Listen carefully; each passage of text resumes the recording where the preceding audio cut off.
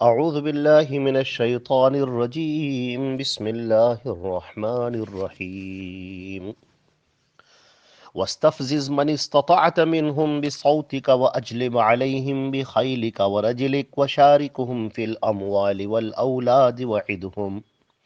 وما يعدهم الشیطان الا غرورا۔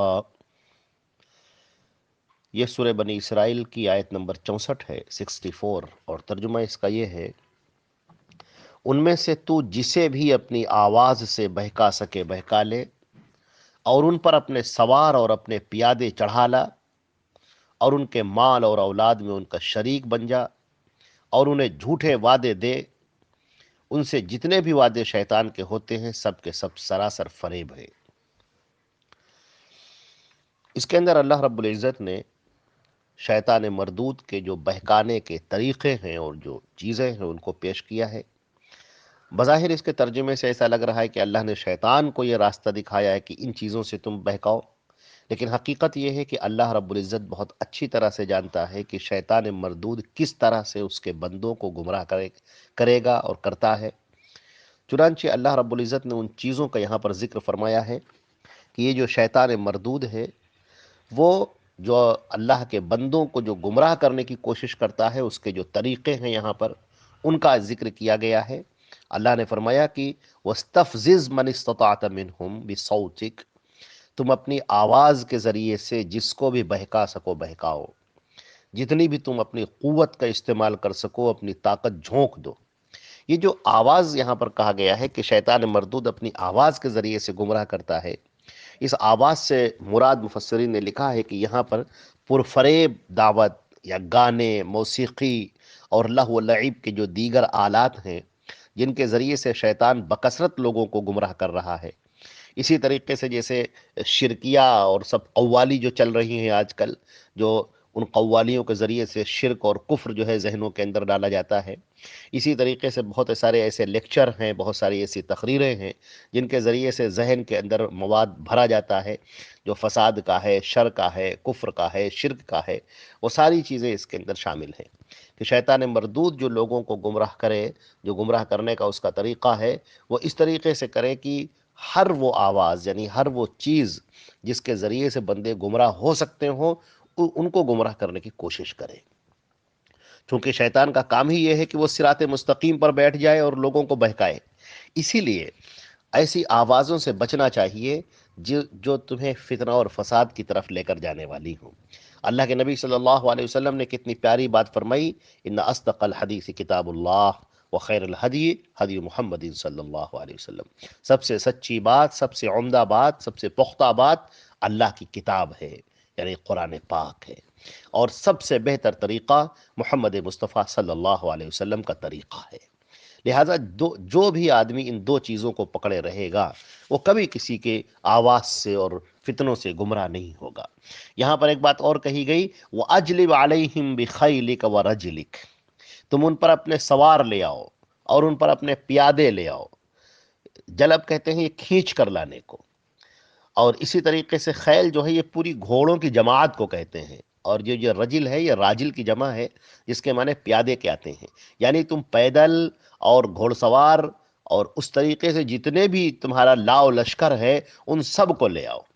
یہ جو لاؤ لشکر کا یہاں پر ذکر کیا گیا، اس کے اندر بڑا اشارہ ایک موجود ہے کہ جو باطل طاقتیں ہیں، جو باطل قوتیں ہیں، جو حق کے مقابلے میں کھڑی ہوتی ہیں، جو بظاہر ایک دوسرے سے الگ نظر آتی ہیں، لیکن جب حق کا مقابلہ ہوتا ہے تو وہ سب ایک ہو جاتی ہیں، جس کو الکفر ملت واحدہ کے تحت تعبیر کیا گیا ہے کہ جو کفر ہے وہ سب ملت واحدہ ہے، ایک ہی ہے۔ وہ بظاہر تم کو آپس میں اختلاف نظر آتا ہے، وہ ان سے لڑ رہا ہے، وہ ان کے خلاف ہے، وہ ان کے خلاف ہے، لیکن یہ سارے اختلافات دور ہو جاتے ہیں جب حق کی لڑائی کا موقع آتا ہے۔ تو شیطان مردود ان سب کو ایک لڑی میں پیوست کر دیتا ہے اور حق کے مقابلے پر لے آتا ہے۔ لہذا مسلمانوں کو اس بارے میں بہت چوکنا رہنا چاہیے کہ وہ اپنی صفوں کے اندر اتحاد پیدا کریں اور اپنے آپ کو ایک سیسا پلائی ہوئی دیوار بن جائیں اس باطل کے مقابلے پر، کفر کے مقابلے پر، شرک کے مقابلے پر، کیونکہ شیطان مردود جو ہے وہ ان کو گمراہ کر رہا ہے اور تمہارے مقابل میں ان لوگوں کو لے کر آ رہا ہے جو اس حق کو دبانے کی کوشش کر رہے ہیں۔ لہذا تم کو اپنے آپ میں انتہائی مضبوطی کا سامنا کرنا ہے اور پہاڑوں کے طریقے سے، چٹانوں کی مضبوطی کے طریقے سے جم جانا ہے۔ اسی طریقے سے اللہ رب العزت نے فرمایا کہ اس کا ایک کام یہ بھی ہے کہ وَشَارِكْهُمْ فِي الْأَمْوَالِ وَالْأَوْلَادِ، اور ان کے مال اور ان کے اولاد میں شریک ہو جا۔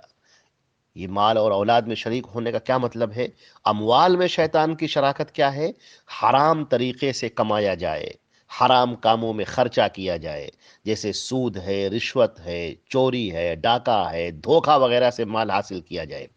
غیر اللہ کے نام پر اس کو خرچ کیا جائے، بدکاری اور بے حیائی اور نافرمانی کے کاموں میں خرچ کیا جائے۔ اور اولاد میں شراکت کیا ہے؟ کہ شیطان انہیں دین حنیف کی تعلیمات کے خلاف پرورش دلانے میں کامیاب ہو جائے، یعنی ان بچوں کی جو پرورش ہو، ان کے ماں باپ کے ذریعے سے وہ پرورش ہو، وہ دین اسلام پر نہ ہو بلکہ کفر اور شرک پر ان کی پرورش ہو۔ مسلمان گھرانوں کے بچوں کے اندر کفر اور شرک داخل ہو جائے، ان کے ذہنوں کے اندر کفر اور شرک داخل ہو جائے، ان کا نصاب تعلیم ایسا ہو، ان کی پرورش کے طریقے ایسے ہوں، ان کا کلچر ایسا بن جائے، ان کی تہذیب ایسی بن جائے کہ وہ دین اسلام کی تعلیم جو ہے اس کے بالکل خلاف وہ پرورش پا رہے ہوں اور پروان چڑھ رہے ہوں۔ اسی طریقے سے ان کو زنا کے مواقع میسر ہو جائے، اللہ کی نافرمانی کے مواقع میسر ہو جائیں، اسی طرح وہ اپنے سلف صالحین سے متنفر ہو جائیں۔ تو یہ وہ چیز ہے جو ان کی اولاد میں شراکت ہے۔ ان بچوں کو ان بچوں کو اس دینی تعلیم پر پروان چڑھانا یہ ماں باپ کی ذمہ داری ہے، اور اس بات کی فکر کرنے کی ضرورت ہے کہ وہ بچے کس طرح سے پروان چڑھ رہے ہیں، ان کے ذہن میں کیا چیزیں بیٹھ رہی ہیں۔ کفر تو نہیں بیٹھ رہا ہے، شرک تو نہیں بیٹھ رہا ہے، توحید کیا ہے ان کو جاننا بہت زیادہ ضروری ہے۔ اگر یہ انہوں نے نہ جانا تو اس دنیا میں آنے کا مقصد ہی بالکل فوت ہو گیا۔ لہذا شیطان مردود کیا کرتا ہے کہ ان کے مال میں بھی شریک ہوتا ہے اور ان کی اولاد میں بھی شریک ہوتا ہے۔ مال مسلمانوں کا، اولاد مسلمانوں کی، اور حربہ ان پر چل رہا ہے شیطان مردود کا۔ حربہ ان پر چل رہا ہے اللہ سے بغاوت کا، اللہ کے اور اس کے رسول کی نافرمانی کا۔ وعیدہم، اور ان سے وعدہ کر، یہ شیطان مردود جو وعدہ کرتا سبز باغ دکھاتا ہے، خوب اچھی اچھی چیزیں دکھاتا ہے، ان سے وعدہ کرتا ہے، بتاتا ہے کہ تم سود کا پیسہ لو، اس میں خوب تمہیں پیسہ ملے گا، اس راستے پر چلو تمہیں اس میں خوب لذت ملے گی، اس راستے کو اختیار کرو، اس کے اندر تمہیں خوب زیادہ نفع ہوگا، فائدہ ہوگا، دوسروں کے مال کو ہڑپ کر لو، کوئی حرج نہیں ہے۔ تو اس طریقے سے وہ ان کے سامنے سبز باغ دکھاتا ہے، جھوٹے وعدے کرتا ہے، اور بتاتا ہے زندگی آسان ہوگی، شاندار ہوگی، پیسے کماؤ چاہے جہاں سے آئیں، ان کو لے کر آؤ، اور ان کے لیے وہ غلط راستے سجھاتا ہے۔ اللہ تعالیٰ فرماتا ہے وَمَا يَعِدُهُمُ الشَّيْطَانُ إِلَّا غُرُورًا، شیطان کے جتنے بھی وعدے ہیں یہ سب فریب ہیں۔ بظاہر تمہیں ایسا نظر آتا ہے کہ اس میں فائدہ ہے، لیکن حقیقت میں اس میں صرف نقصان ہے اور کچھ نہیں ہے، اس میں صرف اور صرف نقصان ہے۔ لہذا ان چیزوں سے شیطان مردود کیسے گمراہ کرتا ہے، اللہ کے بندوں کو کیسے بہکاتا ہے، اللہ رب العزت نے یہاں پر اس کی وضاحت کر دی ہے۔ لہذا ہم لوگوں کو چاہیے کہ شیطان کے ان حربوں سے اپنے آپ کو بچائیں، ہم شیطان مردود کے ان بہکانے کے طریقوں سے اپنے آپ کو بچائیں، ہر اس آواز سے دور رہیں جو فتنہ اور فساد کی طرف لے کر جاتی ہو، جو کفر اور شرک کی طرف لے کر جاتی ہو، جو اللہ کی نافرمانی کی طرف لے کر جاتی ہو۔ ہر وہ دعوت، ہر وہ بات، ہر وہ کلام، ہر وہ گفتگو، ہر وہ مجلس، ہر وہ محفل جس کے اندر اللہ کے نافرمانیوں کے چرچے ہوں، اور اللہ کی نافرمانی یہاں پر ہوتی ہو، اور اللہ سے دور کرنے والی چیزیں ہوتی ہوں، وہاں سے ہمیں بچنا چاہیے۔ اسی طریقے سے یہ جو شیطان مردود کے جو لشکر ہیں، یعنی اس کے جو شیطان کے چیلے ہیں، جو اس کے پیروکار ہیں، اور شیطان کی طرح انسانوں کو گمراہ جو کرنے والے ہیں، یا ہر وہ ممکن ذریعہ جس کے ذریعے سے شیطان گمراہ کرتا ہو، ان سب سے ہمیں بچنے کی ضرورت ہے۔ اسی طریقے سے حرام کمائی جو ہے، غلط طریقے سے مال کا کمانا اور غلط طریقے سے اس کو خرچہ کرنا، یا اسی طریقے سے جانوروں کو بتوں کے نام پر وقف کرنا، یہ سورہ نام میں اس کا ذکر کیا گیا ہے، جیسے بحیرہ ہے، صائبہ ہے، ان جانوروں کو اللہ کے علاوہ بلکہ معبودوں کے نام پر اور ان غلط بتوں کے نام پر چھوڑ دینا ہے۔ یہ اسی طریقے سے اور ایسے بد اخلاقی کی تربیت کرنا اپنے بچوں کی، یا ان کے نام غلط رکھنا، جیسے عبد العزیٰ، عبد اللات وغیرہ نام رکھتے تھے، ہمارے ہاں پیر بخش اور حسین بخش اور علی بخش نام رکھتے ہیں، یہ سب غلط طریقے ہیں۔ غیر اسلامی طریقے سے بچوں کی اگر تربیت ہوتی ہے تو وہ برے اخلاق اور کردار کے حامل ہوں گے۔ یا اسی طریقے سے ان کو ذہنی طور پر مجوسی یا نصرانی یا یہودی بنایا جا رہا ہے، اس کی فکر کرنے کی ضرورت ہے۔ اور شیطان اس طریقے سے شریک ہوتا ہے۔ اسی طریقے سے صحبت کرتے وقت، مجامعت کرتے وقت اگر اللہ کا نام نہ لیا جائے تو اولاد بھی وہ غلط پیدا ہوتی ہے۔ لہذا وہ دعا کا بھلا دینا اور اس طریقے پر نہ رکھنا، یہ بھی شیطان کا ایک حربہ ہے۔ لہذا شیطان کے اس حربوں سے، ان پرفریب چالوں سے انسان کو بچنا چاہیے اور انسان کو محفوظ رہنا چاہیے۔ قرآن پاک نے، اللہ رب العزت نے بڑی وضاحت کے ساتھ یہ بیان کر دیا ہے کہ شیطان مردود تمہیں کیسے گمراہ کرے گا، اور ہدایت کا راستہ یہ ہے کہ تم دو چیزیں پکڑے رہو، کبھی گمراہ نہیں ہوگے۔ ایک اللہ کی کتاب کو پکڑے رہو اور نبی پاک صلی اللہ علیہ وسلم کے طریقے کو پکڑے رہو، اللہ کے رسول صلی اللہ علیہ وسلم کے طریقے کو پکڑے رہو، اور قرآن پاک کو کبھی گمراہ نہیں ہوگے۔